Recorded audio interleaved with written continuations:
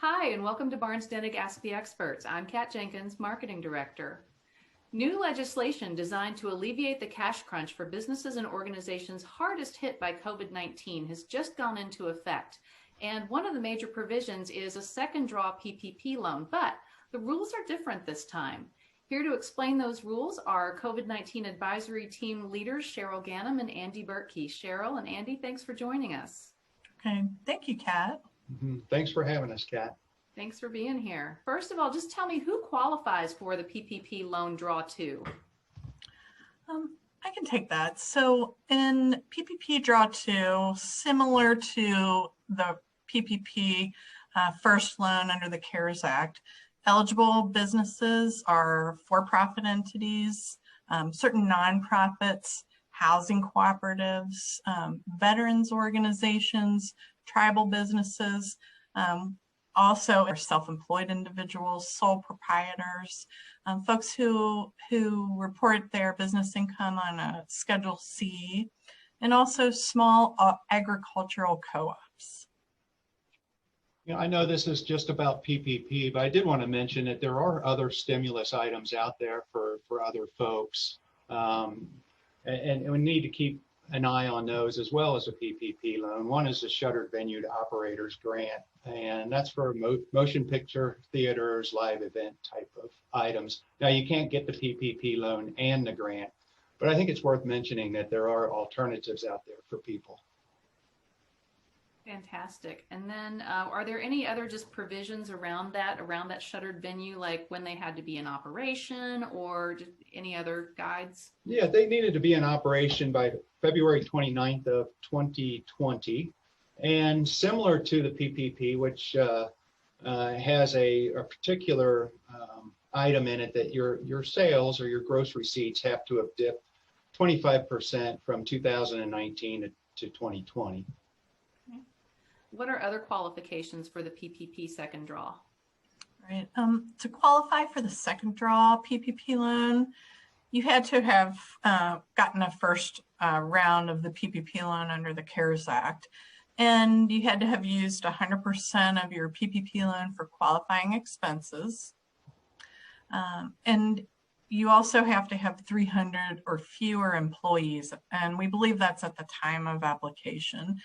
This round of aid is really geared towards small businesses who've been especially hurt by the pandemic.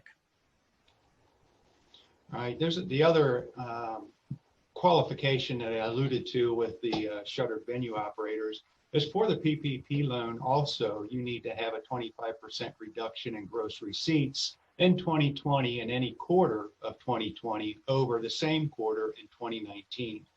Now, they mean a calendar quarter in this case, not 3 months in a row, not a fiscal quarter. At least that's what the legislation says right now. It's a calendar quarter. And then the other item that comes to mind is, how do you calculate gross receipts? On what accounting method do you use? Do you use cash? Do you use accrual?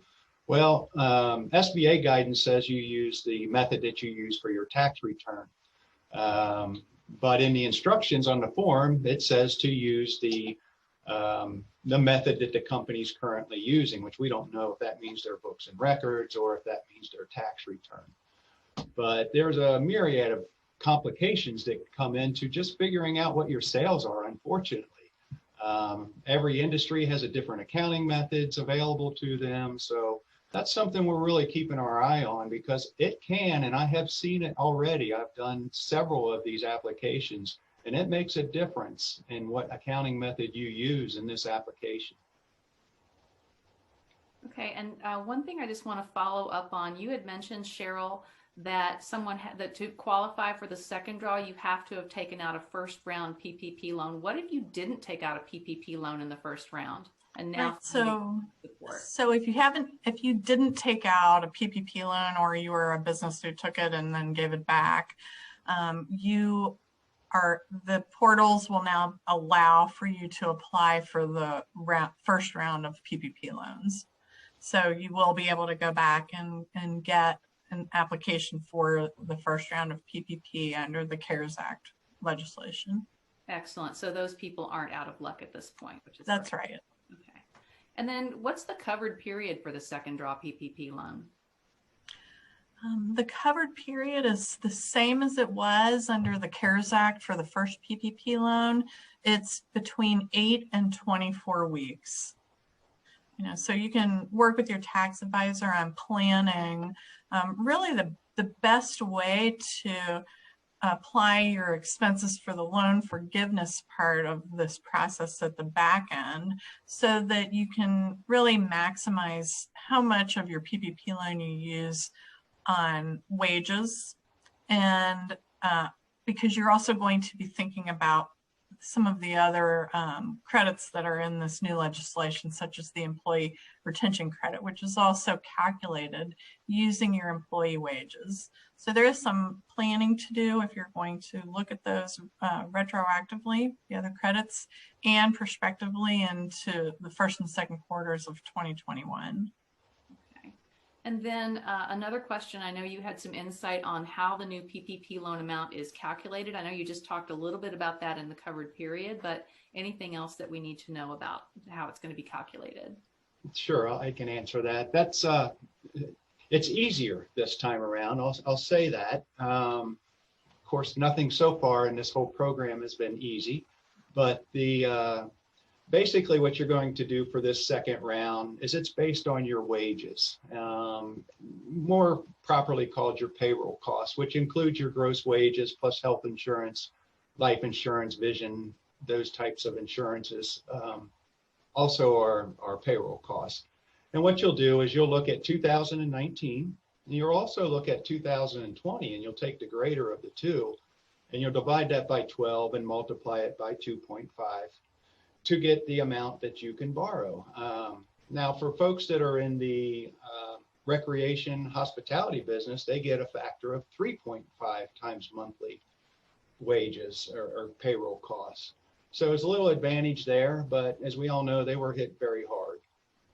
And that additional factor is designed to help them recover a little bit more because they've suffered more.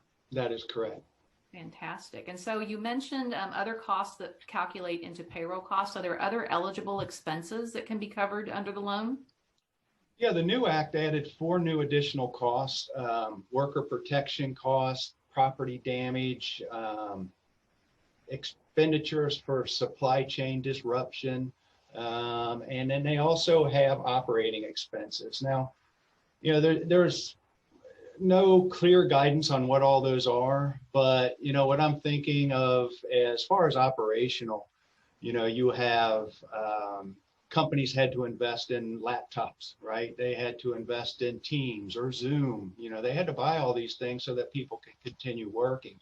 And when I think of the restaurants, I don't know of a restaurant right now that doesn't have a tent out in the parking lot. I would have to assume maybe these costs cover that as well. So yeah, there's 4 new costs, and as we get more information on it, we'll pass it along. Fantastic. What's the certification of need? How do they show that they have a need for the loan? All right. So similarly to the first PPP loan, borrowers will have to make the certification of need, which means that at the time of your loan, that the uncertainty that's happening in your business, in the world and with your supply chain, your employees, the health, the pandemic that seems to be on the uprise, you will be certifying that you need the loan to continue your operations because of all of this uncertainty. So it's really an economic uncertainty that you're looking at, but it's really driven by the pandemic and what's happening in the world. You also have to certify that you're going to use the funds for qualifying expenses only, and that you will use them at least 60% on payroll and retaining your employees, which was the whole spirit of this act and of the CARES Act, is to keep your employees off of unemployment and employed, and keep your business alive. There's a reason they call it the Paycheck Protection Program, right? Exactly. All right, fantastic. Andy and Cheryl, thanks so much. Great information here that I'm sure is going to be useful to many people. If you believe that you may qualify for a second draw PPP loan, Barnes-Dennig offers a turnkey process that begins with a simple qualification test. You can find out more, or you can set up a conversation with Cheryl or Andy or another member of our COVID-19 advisory team at barnesdennig.com. Thanks so much for joining us, and we'll see you next time on Ask the Experts.